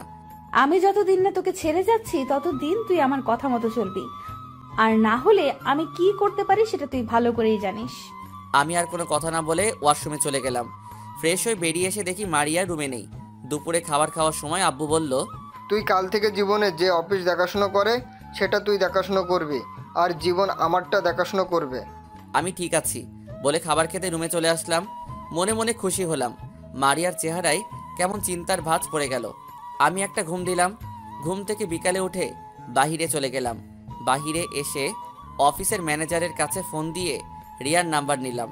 তারপর রিয়াকে ফোন দিলাম। আসসালামু আলাইকুম, কে বলছেন? ওয়ালাইকুম আসসালাম, আমি রাসেল, তোমার অফিসের বস। ও ভাইয়া, তুমি? এখন বলো তোমার বাসা কোথায়? আমি আসতেছি। আমার বাসা এইখানে। ঠিক আছে, আমি আসছি বলে ফোনটা কেটে মার্কেট থেকে কিছু ফল আরও কিছু জিনিস কেনাকাটা করে রিয়াদের বাসায় চলে গেলাম। কলিং বেল চাপ দেওয়ার পর রিয়া দরজা খুলল। ভাইয়া কেমন আছো? আর এগুলো আনার কি দরকার ছিল? আমি ভালো আছি, আর এই প্রথম তোমাদের বাসায় আসলাম। খালি হাতে আসে কি করে? চলো ভিতরে চলো। তারপর ভিতরে ঢোকার পর রিয়া আমাকে তার আব্বু আম্মুর রুমে নিয়ে গেল। আমি রিয়ার আব্বু আম্মুকে সালাম দিলাম। ওয়ালাইকুম আসসালাম। তোমাকে তো চিনতে পারলাম না বাবা। আব্বু আম্মু ভাইয়া হলো আমার অফিসের বসের ছোট ছেলে, নাম রাসেল চৌধুরী। কেমন আছেন আপনারা সবাই? আছি মোটামুটি ভালো, তুমি কেমন আছো? আলহামদুলিল্লাহ, আমিও ভালো। আন্টি কেমন আছেন? আলহামদুলিল্লাহ ভালো আছি বাবা। তোমার বাড়ির সবাই কেমন আছে? সবাই ভালো আছে। তো আঙ্কেল ডাক্তার কি বলেছে? ডাক্তার বলেছে যত তাড়াতাড়ি সম্ভব অপারেশন করার জন্য, কিন্তু বাবা টাকা পয়সা অনেক লাগবে, আমাদের দ্বারা তো এত টাকা জোগাড় করা সম্ভব না। আমি রিয়ার সাথে কথা বলেছি, আমি আপনার চিকিৎসা করাবো, যত টাকা লাগে আমি দিব। আগামীকাল আপনাকে হাসপাতালে ভর্তি করিয়ে দিব। তুমি আমার জন্য এত কিছু করবে? আপনি রিয়ার বাবা না হলেও করতাম। আমি আপনার ছেলের মতো, তাই ছেলেই বাবারা অপারেশন করতে পারবে না? কিন্তু বাবা অপারেশন করতে তো অনেক টাকা লাগবে। টাকা নিয়ে তোমাদের চিন্তা করতে হবে না, আমি সব ব্যবস্থা করছি। রিয়া তোর ভাইয়াকে নাস্তা দে। আমি এখন কিছু খাবো না, পরে এক সময় খাবো। তা বললে তো হবে না ভাইয়া, তুমি এই প্রথম আমাদের বাসায় এসেছো, খালি মুখে তোমাকে যেতে দিতে পারি না। তুমি বসো, আমি নাস্তা নিয়ে আসছি। মানা করার পরও শুনলো না। তারপর হালকা নাস্তা করে তাদের থেকে বিদায় নিয়ে বাসায় চলে আসলাম। এবার আপনাদেরকে বলি, আমাকে আব্বু এত কথা বলার পরও কেন আমি বাসা থেকে বেরিয়ে যাইনি। তার কারণ হলো আমি রিয়াকে কথা দিয়েছি তার বাবার অপারেশন করাবো, তাই বাসা থেকে বেরিয়ে যাইনি। রিয়ার বাবার অপারেশন শেষ হলে আমি আর এখানে থাকবো না। আপনারা হয়তো জানেন না, আমি বাবার কথা অনেক কষ্ট পেয়েছি। যে বাবা আমার কোনো কথা না শুনে এতগুলো কথা বলল, সে বাসায় আমি থাকতে চাই না। তো যাই হোক, বাসায় এসে কলিং বেল চাপ দেওয়ার পর বুয়া এসে দরজা খুলে দিল। ভিতরে ঢুকে দেখি সবাই সোফায় বসে গল্প করছে। আমি তাদের সাথে কোনো কথা না বলে রুমে চলে আসলাম। তারা হয়তো বুঝতে পারছে কেন কথা বলি নাই। কিছুক্ষণ পর মারিয়া রুমে আসলো। এতক্ষণ কোথায় ছিলি? আর কারোর সাথে কথা না বলে রুমে চলে আসলি কেন? সেটা আমার ব্যাপার। আপনার কোনো সমস্যা আছে? তুই আমার সাথে এভাবে কথা বলছিস কেন? আপনার সাথে কিভাবে কথা বলবো? আমি তো আপনার প্রশ্নের উত্তর দিচ্ছি। তুই হয়তো আগের কথা ভুলে গেছস। কিছু ভুলি নাই, আপনার যা খুশি করার করেন। বলে ওয়াশরুমে ঢুকে গেলাম। ফ্রেশ হয়ে নিচে এসে সবার সাথে খাবার খেতে বসলাম। আব্বু, তোমার সাথে কিছু কথা আছে। বলো, কি কথা? আমি 10-15 দিন অফিসে যাব না। আমার কিছু কাজ আছে, সেগুলো শেষ করে তারপরে অফিসে যাব। কি কাজ? সেটা সময় হলে জানতে পারবে, এখন আমি বলতে পারবো না। ঠিক আছে। আমি মারিয়ার দিকে তাকিয়ে দেখি কি যেন চিন্তা করছে। হয়তো ভাবছে কি কাজ করব আমি। আমি খাবার খেয়ে রুমে চলে আসলাম। পিছনে গিয়ে দেখি ভাবি রুমে আসলো। ভাবি, তুমি হঠাৎ আমার রুমে? কেন আসতে পারে না বুঝি? আমি তা বলি নাই। আচ্ছা, এসব বাদ দাও। আগে বলো, তুমি কি কাজ করবে? ভাবি, সেটা আমি এখন বলবো না, সময় হলে সব দেখবে। আমি জানি তুমি সবার উপরে রাগ করে আছো। আমি জানি তুমি এমন কাজ করবে না। আমাকে একটু বলবে অফিসে কি ঘটেছে? তাহলে শুনো। তারপর ভাবিকে সব খুলে বললাম। এখানে তো তোমার কোনো দোষ নেই। রিয়া তো তোমায় জড়িয়ে ধরেছে, কিন্তু বাবার এই ধরনের কথা বলা ঠিক হয়নি। এখানে তো বোন তার ভাইকে জড়িয়ে ধরছে। তুমি জানো ভাবি, আব্বুর কথায় আমি অনেক কষ্ট পেয়েছি। নিজের ছেলের একটা কথা শুনে নাই, সে মারিয়ার কথা শুনেছে। থাক, এটা নিয়ে চিন্তা করো না, দেখবে সব ঠিক হয়ে যাবে। কিছুই ঠিক হবে না। আমি জানি এখন বাবা আমাকে তেমন বিশ্বাস করবে না। আমি সত্যি কথা বললে তার কাছে মিথ্যা মনে হবে। হঠাৎ মারিয়া দরজায় দাঁড়িয়ে বলল, আমি কি ভেতরে আসতে পারি? আরে, তোমার রুম, তুমি আসবে না তো কে আসবে? আসো। দেবর ভাবির কি কথা হচ্ছে আমি কি জানতে পারি? তেমন কিছু না, ওর কাছে জানতে চেয়েছি ও 10-15 দিন কি করবে, কিন্তু দেবর আমাকে বলে না। ঠিক আছে ভাবি, তুমি যাও, আমি দেখছি। ভাবি রুম থেকে বেরিয়ে গেল। তারপর মারিয়া আমাকে বলল, তোর কি কাজ আছে? আপনার কাছে বলতে বাধ্য নই। তুই ভুলে যাস না আমি তোর স্ত্রী। কিছুদিনের জন্য, তারপর তো আপনি চলে যাবেন। আমার প্রতিশোধ নেওয়া এখনো শেষ হয়নি। আমি যা বলবো তোকে তাই করতে হবে। পারবো না, আপনার যা খুশি করতে পারেন। বলে বিছানায় শুয়ে পড়লাম। কিছুক্ষণ পর মারিয়া বিছানায় শুয়ে পড়ল। সকালে ঘুম থেকে উঠে ফ্রেশ হয়ে নাস্তা করে বাহিরে চলে গেলাম। কারোর সাথে তেমন কথা বলি নাই। বাহিরে এসে একটা রিক্সা নিয়ে চলে আসলাম রিয়াদের বাসায়। নিজেদের গাড়ি থাকার পরও নিয়ে আসি নাই, কারণটা আপনারা জানেন।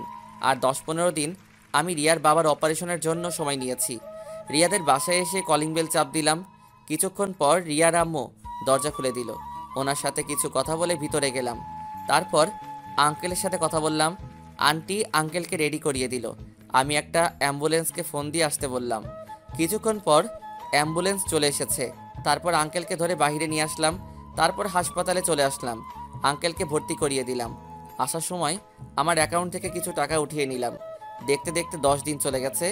এই 10 দিনে মারিয়ার সাথে তেমন কথা বলি নাই, আব্বুর সাথেও বলি নাই। আর রিয়ার আব্বুর অপারেশন শেষ, আল্লাহ দিলে এখন তিনি মোটামুটি সুস্থ আছেন। রাতে সবার সাথে খাবার খাওয়ার সময় আমি বললাম, আমি কালকে থেকে অফিসে যাব। তুই না বললি 10 বা 15 দিন পরে যাবি? আমার কাজ শেষ। রাসেল, তুই খাবার খাওয়া শেষ করে আমার রুমে একটু আসিস তো। আমি খাবার খেয়ে আব্বুর রুমে চলে গেলাম। বলো, কি জন্য ডেকেছো? রিয়ার আব্বু এখন কেমন আছে? তুমি জানলে কেমন করে? তুই কি মনে করছিস আমি তোর সব খেয়াল রাখি? তুই বাসা থেকে কোথায় যাস, কি করিস? এখন মোটামুটি ভালো আছে। ডাক্তার বলেছে আরও কিছুদিন পর বাসায় নিয়ে যেতে পারবে। তুই আমার উপর রেগে আছিস তাই না?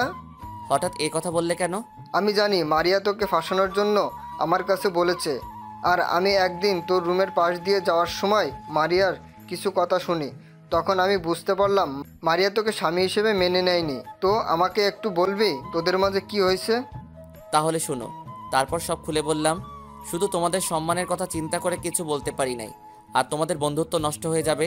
তুই তো ভুল কিছু করিসনি, তার অন্যায়ের প্রতিবাদ করেছিস, তাই বলে মারিয়া তোর সাথে এরকম করবে? তুই বাবা আমাকে মাফ করে দিস।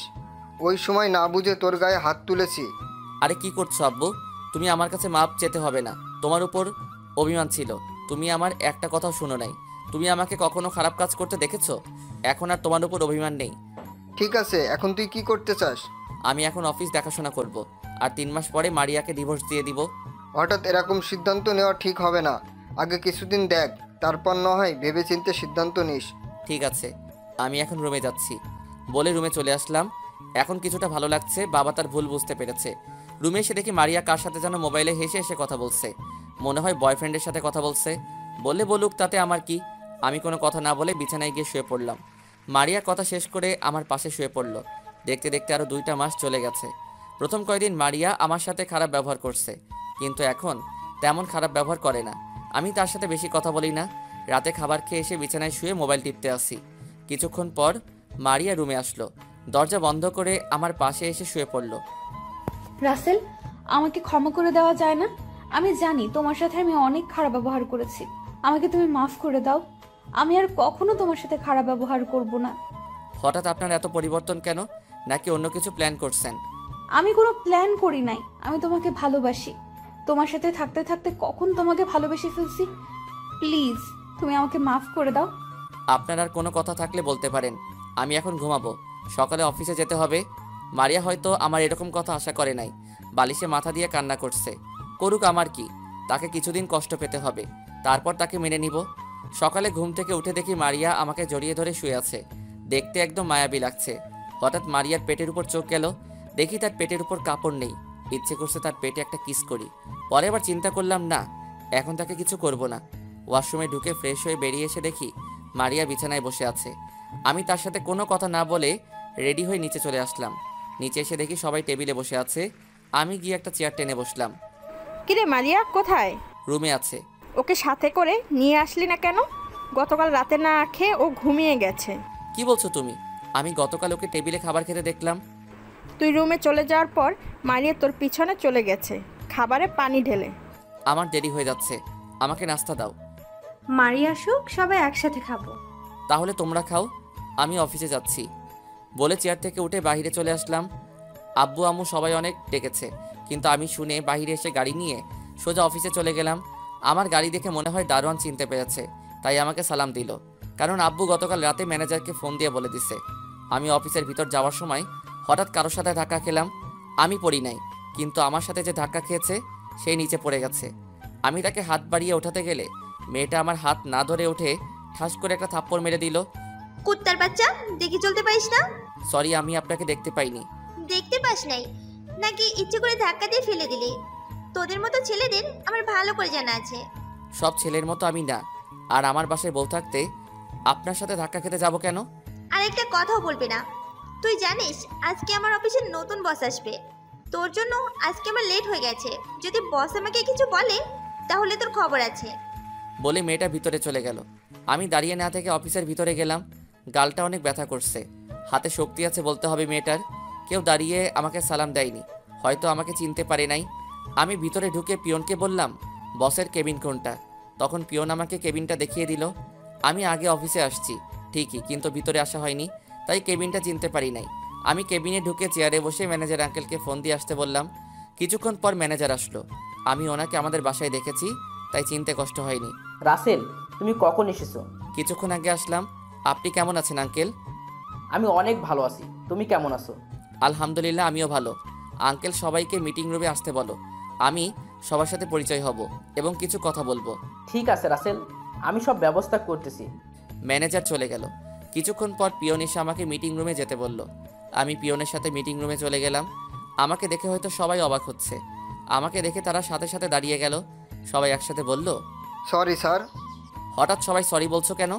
আসলে স্যার, আপনাকে আমরা চিনতে পারি নাই, কখনো আপনাকে দেখি নাই। আপনি অফিসে আসার পর আমরা কেউ আপনাকে স্বাগতম জানাই নাই। ওটা সমস্যা নেই, তোমরা আমাকে চিনতে পারো নাই। আচ্ছা, যে কারণে আপনাদের সবাইকে এক করলাম। আমি অফিসে আজকে নতুন, তেমন বুঝি না। তোমরা আমাকে কাজে সাহায্য করবে, আর তোমরা নিজের অফিস মনে করে কাজ করবে। সবার সাথে আরও কিছুক্ষণ কথা বলে যেই না রুম থেকে বেরিয়ে আসবো, হঠাৎ একটা জায়গায় চোখ পড়তেই দেখি তখনকার মেয়েটা বারবার মাথা লুকিয়ে নিচ্ছে। এই, তুমি এরকম লুকালুকি করছো কেন? আর তুমি আমার কেবিনে আসো বলে আমি নিজের কেবিনে চলে আসলাম। কেবিনে এসে একটা ফাইল দেখতে লাগলাম। কিছুক্ষণ পর মেয়েটা বলল, আসতে পারি স্যার? আসুন। মেয়েটা কেবিনে ঢুকে এমন করবে আমি তো ভাবতে পারি নাই। আরে ভাই, খারাপ কিছু না। মেয়েটা কেবিনে ঢুকে আমার সামনে এসে পা জড়িয়ে ধরে কান্না করে দিল। এই মেয়ে, তুমি আমার পা ধরছো কেন? আবার কান্না করছো কেন? স্যার, আজকে আমার অফিসে প্রথম দিন, তাই তাড়াহুড়ো করে অফিসে ঢুকতেই আপনার সাথে ধাক্কা খাই, তাই মেজাজটা গরম হয়ে গেছে। আমি আপনাকে চিনতে পারি নাই স্যার। আমার ভুল হয়ে গেছে। আপনি আমাকে যত খুশি মারেন, তারপরও আমার চাকরি থেকে বের করে দিবেন না। চাকরি থেকে বের করে দিলে পরিবার নিয়ে রাস্তায় নামতে হবে। আগে আমার পা ছাড়ো, তারপর গিয়ে চেয়ারে বসো। না স্যার, আগে বলেন আমাকে মাফ করে দিয়েছেন, আমাকে চাকরি থেকে বের করে দিবেন না। ঠিক আছে, আমি তোমাকে মাফ করে দিছি। এখন পা ছেড়ে চেয়ারে বসো। মেয়েটা পা ছেড়ে দিয়ে চেয়ারে গিয়ে বসলো। প্রথমে একটু রাগ ছিল ওর প্রতি, কিন্তু তার পরিবারের কথা শুনে সব রাগ উধাও হয়ে গেল। তোমার নাম কি? তোমার পরিবারে কে কে আছে? স্যার, আমার নাম তিথি। পরিবারে আমরা 2 বোন আর আব্বু আম্মু আছে। ছোট বোন এবারে ক্লাস 7-এ পড়ে। আব্বুর বয়স হয়েছে, তাই কিচ্ছু করতে পারে না। আগে কয়েকটা টিউশনি করেছে। গতকাল আপনার অফিসে ইন্টারভিউ দেওয়াই টিকে যাই। ও, এখন থেকে নিজের অফিস মনে করে কাজ করবে আর কারোর সাথে খারাপ ব্যবহার করবে না। আর তোমার বেতন কত টাকা বলছে? আমার বেতন বলেছে 25,000 টাকা। ঠিক আছে, এখন থেকে তোমার বেতন 40,000 টাকা। এত টাকা বেতন তোমার পরিবারের কথা চিন্তা করে দিছি। আর অফিস থেকে যাওয়ার সময় অগ্রিম মাসের বেতন নিয়ে যেও, আমি ম্যানেজারকে বলে রাখবো। এখন তুমি আসতে পারো। তিথি চোখের পানি মুছে একটা হাসি দিয়ে কেবিন থেকে বেরিয়ে গেল। তারপর আমি কাজ করতে লাগলাম। কাজ করতে করতে দুপুরে লাঞ্চ টাইম হয়ে গেছে। হঠাৎ মোবাইলটা বেজে উঠল। হাতে নিয়ে দেখি মারিয়া ফোন দিছে। প্রথমে 2-3 বার দেওয়ার পর ধরলাম। এত ফোন দিচ্ছেন কেন? দুপুরে খাবার খেয়েছো? খাবার খাইছি না খাইছি সেটা আপনাকে বলতে যাব কেন? কারণ আমি তোমার স্ত্রী, জিজ্ঞাসা করতেই পারি। আমি তো আপনাকে স্ত্রী হিসেবে মানি না। কিছুদিন পর আপনাকে ডিভোর্স দিয়ে দিব। আমাকে কি ক্ষমা করা যায় না? আমি তো আমার ভুল বুঝতে পেরেছি। সেটা আপনি দেরি করে ফেলেছেন। আমি আর আপনাকে মেনে নিব না। কিছুদিন অপেক্ষা করেন, তারপর ডিভোর্স পেপার পেয়ে যাবেন। প্লিজ তুমি এমনটা করো না। আমি তোমাকে ছাড়া থাকতে পারবো না। আমি তোমাকে অনেক ভালোবাসি। আপনি মরেন না বাঁচেন সেটা আমার দেখার বিষয় নয়। ফোন রাখেন, আমার হাতে কাজ আছে। মারিয়াকে আর কিছু বলতে না দিয়ে ফোন কেটে দিলাম। হাতে অল্প একটু কাজ আছে, সেগুলো করতে লাগলাম। কাজ শেষ করে কেবিন থেকে বেরিয়ে ম্যানেজারকে বলে অফিস থেকে বেরিয়ে এসে গাড়ি নিয়ে একটা রেস্টুরেন্টে চলে গেলাম। তারপর খাবার খেয়ে আবার গাড়ি নিয়ে অফিসে চলে আসলাম। বিকেলে অফিস শেষ করে বাইরে এসে গাড়ি নিয়ে রিয়ার বাসায় চলে গেলাম, কারণ রিয়া ফোন দিয়ে বলেছে তাদের বাসায় যাওয়ার জন্য। তার আব্বু নাকি আমাকে ডেকেছে। বাসার ভিতরে ঢুকে কলিং বেল চাপ দিলাম। কিছুক্ষণ পর আন্টি এসে দরজা খুলে দিল। আসসালামু আলাইকুম আন্টি, কেমন আছেন? আলহামদুলিল্লাহ ভালো আছি বাবা, তুমি কেমন আছো? তোমার বাড়ির সবাই কেমন আছে? আমিও ভালো আছি। বাড়ির সবাই ভালো আছে? ঠিক আছে, ভিতরে আসো, তোমার আঙ্কেল রুমে আছে। আমি ভিতরে ঢুকে আঙ্কেলের রুমে চলে গেলাম। ভিতরে ঢুকে দেখি আঙ্কেল বিছানায় শুয়ে আছে। আমাকে দেখে উঠে বসলো। আসসালামু আলাইকুম, কেমন আছেন আঙ্কেল? আমি ভালো আছি, তুমি কেমন আছো? আমিও ভালো আছি। তা কি জন্য আসতে বললেন? আসলে গতকাল রিয়াকে দেখতে এসেছে। ছেলেটা নাকি রিয়াকে একদিন রাস্তায় দেখে পছন্দ করে ফেলেছে। এখন আমরা যদি রাজি থাকি তাহলে তারা বিয়ের তারিখ ঠিক করবে। ছেলেদের নিজের কোম্পানি আছে, সেটা দেখাশুনো করে। ছেলেটা কেমন, তার খোঁজ খবর নিয়েছেন? সেজন্য তো তোমাকে আসতে বললাম। তুমি একটু খোঁজ খবর নিয়ে দেখো, যদি ছেলে ভালো হয় তাহলে সামনের দিকে আগাবো। ঠিক আছে আঙ্কেল, আপনি ছেলের ঠিকানা আমাকে দেন। তুমি রিয়ার থেকে নিও, ওর কাছে আছে। আরে ভাইয়া, তুমি কখন এসেছো? এই তো অল্প কিছুক্ষণ হবে। তা তোর আজকে আসতে এত দেরি কেন? একটা বান্ধবীর সাথে মার্কেটে গিয়েছিলাম, তাই আসতে লেট হয়ে গেছে। ও আচ্ছা, আগে বল, যেই ছেলে তোকে দেখতে এসেছে তাকে কি তোর পছন্দ হয়েছে? রিয়া লজ্জায় মাথা নিচু করে ফেললো। তার মানে রিয়ার ছেলেটাকে পছন্দ হয়েছে। থাক, আর লজ্জা পেতে হবে না। আমি আগে ছেলেটার খোঁজ খবর নিয়ে দেখি, তারপর বিয়ের দিন তারিখ ঠিক মনে করব। তুই ছেলেটার ঠিকানা আমাকে দে। রিয়া আমাকে ঠিকানা দিছে। আরও কিছুক্ষণ কথা বলে রিয়াদের বাসা থেকে বেরিয়ে গাড়ি নিয়ে বাসায় চলে আসলাম। কলিং বেল চাপ দেওয়ার পর মারিয়া এসে খুলে দিল। মনে হয় আমার জন্য অপেক্ষা করে আছে। আজকে আসতে দেরি হলো যে? সেটা আপনাকে বলতে হবে? তুমি আমার সাথে এমনভাবে কথা বলছো কেন? কেন বলছি সেটা আপনি ভালো জানেন। আমাকে কি একটা সুযোগ দেওয়া যায় না? আমি কথা দিচ্ছি আর কখনো তোমার সাথে খারাপ ব্যবহার করব না। তুমি যেভাবে বলবে আমি সেভাবে চলবো। আমি রুমে গেলাম। আপনার সাথে কথা বলতে বিরক্ত লাগছে বলে নিজে রুমে চলে আসলাম। রুমে এসে ফ্রেশ হয়ে রাতের খাবার খেয়ে রুমে এসে ঘুমিয়ে গেলাম। এভাবে দেখতে দেখতে আরও 1 মাস চলে গেছে। মারিয়া আমার কাছে অনেকবার ক্ষমা চাইছে, আমি তাকে ক্ষমা করি নাই, কিন্তু ও তো জানে না আমি ওকেও অনেক আগেই ক্ষমা করে দিছি। শুধু তাকে একটু কষ্ট দেওয়ার জন্য এরকম করছি। আরও কিছুদিন পর মারিয়ার জন্মদিন, ভাবছি সেই দিন তাকে আপন করে নিব। মারিয়া সবসময় মন মরা হয়ে থাকে, তার চেহারা দেখে বোঝা যায়, কান্নাও করে। জন্মদিনে আপন করে নিয়ে ভালোবাসা দিয়ে সব কষ্ট দূর করে দিব। ও আপনাদের তো বলা হয়নি, এর ফাঁকে রিয়ার বিয়ে হয়ে গেছে। আমরা সবাই গেছি রিয়ার বিয়েতে, শুধু মারিয়া ছাড়া। ওর নাকি ভালো লাগে না। আমি তো জানি কেন ভালো লাগে না। রিয়ার যে ছেলেকে বিয়ে করেছে ছেলেটা অনেক ভালো। আমি অনেকভাবে খোঁজ খবর নিছি, আর রিয়ার বিয়ের সব খরচ আমি চালিয়েছি। আর রিয়াদের পরিবারের দায়িত্ব সব কিছু রিয়ার জামাই নিছে। তো যাই হোক, দেখতে দেখতে সেই দিনটা চলে এসেছে। বাসার সবাইকে বলছি কেউ যেন রিয়াকে না বলে আজকে যে তার জন্মদিন। ভাবিকে বলছি রিয়াকে নিয়ে বাইরে কোথাও নিয়ে যেতে, ভাবি তাই করেছে। এদিকে আমি মারিয়ার আব্বু আম্মুকে আসতে বললাম, তারাও চলে এসেছে। আমি আর ভাইয়া ছাদে সব কিছু সাজিয়ে রেখেছি, আর লাইট সবগুলো অফ করে রেখেছি। রাত 10টায় ভাবি মারিয়াকে নিয়ে বাসায় চলে এসেছে। মারিয়ার আব্বু আম্মু তারা আব্বু আম্মুর রুমে আছে। মারিয়া খাবার না খেয়ে রুমে চলে এসেছে। রুমে এসে দেখে আমি মোবাইল টিপতে আসি। আপনার সাথে আমার কিছু কথা আছে। কি কথা বলো? এই নিন, এই কাগজে সই করে দিন। আমি এটা কিসের কাগজ আর কিসের সই করব? এটা ডিভোর্স পেপার। আমি আর আপনার সাথে থাকতে পারছি না। আমি আপনার কাছ থেকে মুক্তি চাই, দয়া করে সইটা করে দিন। রাসেল, আমি কি এতটাই খারাপ? আমাকে ক্ষমা করে দেওয়া যায় না? আমি না হয় তোমার সাথে খারাপ ব্যবহার করেছি, তার জন্য তোমার কাছে মাফ চেয়েছি। আর তুমিও তো আমাকে কম কষ্ট দাও নাই। যদি আমি সইটা করে দিই তাহলে তুমি খুশি হবে? আমি অনেক খুশি হব। ঠিক আছে, তাহলে আমি সই করে দিচ্ছি। তুমি সুখে থেকো। পারলে আমাকে মাফ করে দিও, আর কখনো মনে হয় আমার চেহারা দেখবে না। আচ্ছা, চলে যখন যাবে আমার একটা আবদার রাখবে? প্লিজ না করো না। কি আবদার? তুমি আমার সাথে একটু ছাদে যাবে, তবে তোমার চোখ বন্ধ রেখে নিয়ে যাব। আবার ভয় পেও না, তোমাকে ছাদ থেকে ফেলে দিব না। তুমি যদি আমাকে মেরে ফেলো তারপরও আমার কষ্ট হবে না, কারণ তোমার হাতে মরতে পারলে জীবনটা ধন্য মনে করব। চলো।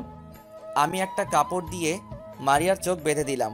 তারপর মারিয়ার হাত ধরে নিয়ে যেতে লাগলাম ছাদে। মারিয়া অনেক কান্নাকাটি করছে। ছাদে আসার পর মারিয়ার চোখ খুলে দিলাম। ছাদ তো অন্ধকার, এখানে কেন নিয়ে আসলে?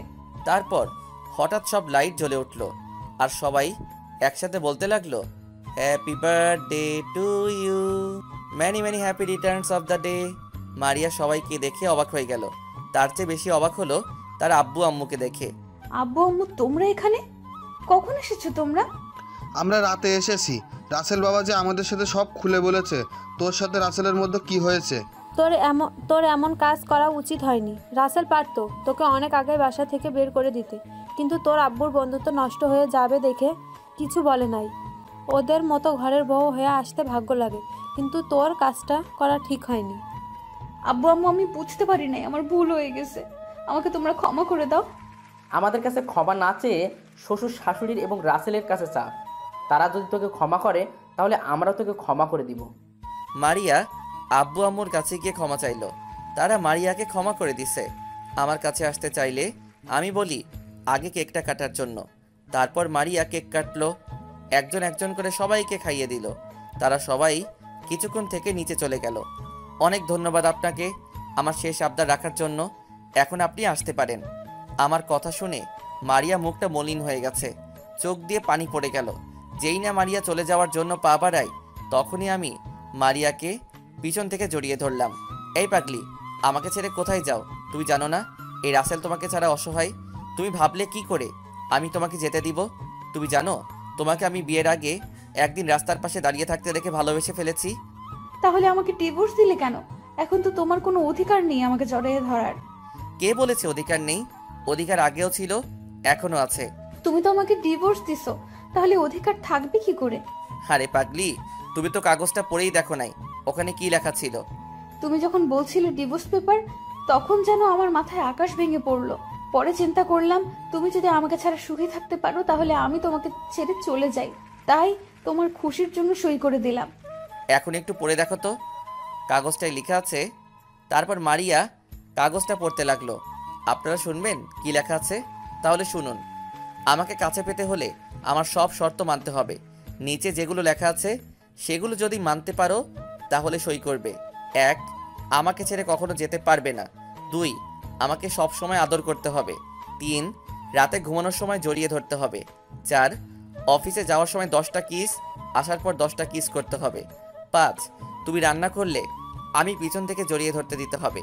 6, আর সবশেষে আমাকে অনেক ভালোবাসতে হবে। এই ছিল কাগজের লেখা। মারিয়া আমাকে শক্ত করে জড়িয়ে ধরে কান্না করে দিল। আমি তোমার সব শর্তে রাজি। আমি অক্ষরে অক্ষরে তোমার চাওয়া পাওয়া পালন করব। তুমি শুধু আমার পাশে থেকো। মহারানী, অবশ্যই থাকবো। একমাত্র মরার আগ পর্যন্ত আমি তোমার পাশে থাকবো। আমার না অনেক খিদে পেয়েছে। ঠিক আছে, নিচে চলো। তুমি খাবার খাবে? ওই খাবার না, তোমার ঠোঁট দুটো খেতে চাই। এই না না, কে শুনে কার কথা? আমাকে শক্ত করে ধরে ঠোঁটের সাথে ঠোঁট লাগিয়ে কিস করতে লাগলো। মনে হচ্ছে এতদিনের সব কষ্ট সব ঠোঁটের উপর দিয়ে মিটাচ্ছে। আমিও তার সাথে তাল মিলাতে লাগলাম। প্রায় 10 মিনিট পর ছেড়ে দিল। দুজনে হাঁপাতে লাগলাম। আরও কিছুক্ষণ থেকে নিচে আসার সময় মারিয়া বলল, আমাকে কোলে করে নিয়ে যাও। কি? তোমার মতো আটার বস্তাকে আমি কোলে নিব? কি বললে তুমি? আমি আটার বস্তা? ঠিক আছে, তোমার কোলে নিতে হবে না আমাকে। বুঝেছি, বউটা আমার অভিমান করছে। আসলে মারিয়া আটার বস্তা না, আমি তাকে রাগানোর জন্য বলেছি। আমি আর কোনো কথা না বলে মারিয়াকে কোলে তুলে নিলাম। মারিয়া আমার বুকে মাথা লুকিয়ে ফেলল। মারিয়াকে নিয়ে রুমে ঢুকলাম। মারিয়া আমার কোল থেকে নেমে ওয়াশরুমে ঢুকে গেল। আমি দরজা বন্ধ করে বিছানায় গিয়ে শুয়ে পড়লাম। কিছুক্ষণ পর মারিয়া ওয়াশরুম থেকে বেরিয়ে এসে আমাকে জড়িয়ে ধরল। ওই, আমার না একটা ছেলে লাগবে। ঠিক আছে, কালকে হাসপাতাল থেকে এনে দিব। ওই, আমি কি তোমাকে হাসপাতাল থেকে এনে দিতে বলছি বাচ্চা? তাহলে কোথায় থেকে এনে দিব? যা, আমার লজ্জা করছে। ও মা, তাই? স্বামীর সাথে বলতে কিসের লজ্জা? তোমার কাছে বলতে লজ্জা পাচ্ছি না। তোমার পাঠক পাঠিকারা সব দেখতে আছে এবং সব শুনতে আছে। তারা শুনলে সমস্যা কোথায়? তাদের জানতে হবে না? কি বলেন পাঠক পাঠিকা ভাই ও বোনেরা? তুমি জানো তোমার জন্য ছেলে আনতে আমার অনেক পরিশ্রম করতে হবে। করতে হলে করবে, তারপরও আমার একটা ছেলে চাই তোমার মতো। ঠিক আছে, চলো তাহলে মিশন শুরু করে দেই। ওই মিয়ারা, এখনো তাকিয়ে আছেন কেন? আমাদের কি শান্তি মতো মিশন শুরু করতে দিবেন না? বুঝেছি, লাইট বন্ধ না করলে আপনারা তাকিয়ে থাকবেন। আমি বিছানা থেকে নেমে লাইটটা অফ করে দিয়ে এসে মারিয়াকে জড়িয়ে ধরে ঠোঁটে কিস করতে লাগলাম। তারপর আস্তে আস্তে চলে গেলাম ছেলে আনার মিশনে। আর দেখতে হবে না, অনেক কিছু দেখে ফেলছেন। আপনাদের লজ্জা শরম কিছুই নেই। দেখতে দেখতে কিছুদিন চলে গেল। এর মাঝে তিথির বিয়ে হয়ে গেল। তার বিয়ের খরচও আমি চালিয়েছি। এর মাঝে নানা নানি, মামা মামি আর রাইসা তারা এসে কিছুদিন থেকে আবার চলে গেছে আমেরিকা। আর আমি এখন অফিস দেখাশোনা করি। আব্বু আম্মু ভাবি মারিয়া তারা বাসায় থাকে। ভাইয়া অন্য অফিস দেখাশোনা করে আর বাকি কোম্পানি ম্যানেজার দেখাশোনা করে। মারিয়া আমার সব শর্ত পূরণ করে। তো সবাই আমাদের জন্য দোয়া করবেন। ধন্যবাদ সবাইকে। ক্ষুধার্ত পেট, খালি পকেটে আর মিথ্যা ভালোবাসা জীবনে অনেক কিছু শিখিয়ে যায়। কাউকে মন থেকে ভালোবেসে দেখুন, তাকে ছেড়ে থাকাটা মৃত্যুর সমান মনে হবে। তো কেমন হয়েছে জানাবেন। ভুল হলে ক্ষমার দৃষ্টিতে দেখবেন। আমি গল্প লিখি, আমার মনের অনুভূতি থেকে বাস্তবের সাথে কোনো মিল নেই। সবাই লাইক এবং কমেন্ট দিয়ে জানাবেন কেমন হয়েছে। ধন্যবাদ সবাইকে। পরবর্তী গল্পের জন্য অপেক্ষা করুন।